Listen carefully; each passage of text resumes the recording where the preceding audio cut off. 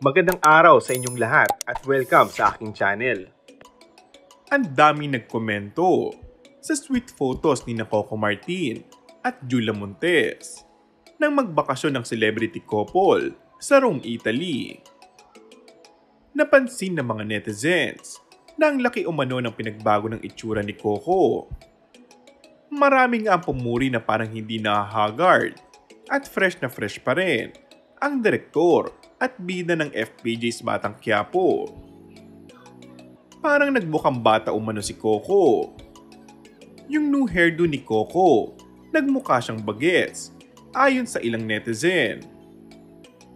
Nabanggit ni Coco na sa totoo lang daw, na-stress at napapagod na siya sa ginagawa niya. Abay siya nga lang naman daw ngayon ang direktor at writer at bida pa sa isang serye na pang prime time na kailangan makapag-produce kagad ng mga eksena dahil 5 beses sa isang linggo ang airing nito.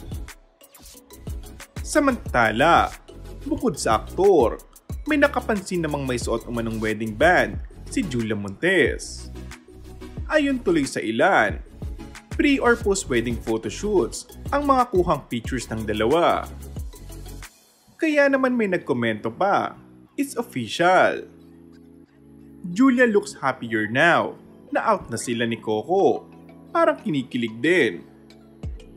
All out na nga at wala nang itinatago pa ang dalawa pagdating sa kanilang relasyon. Actions speak louder than words ang peg ng dalawa at mukhang hindi na kailangang i-confirm ni Coco at Julia kung talaga bang may namamagitan ba sa kanilang dalawa. And that's all for our today's video. Kung bago ka lang sa aking channel ay mag-subscribe at pindutin na rin ang notification bell. Maraming salamat!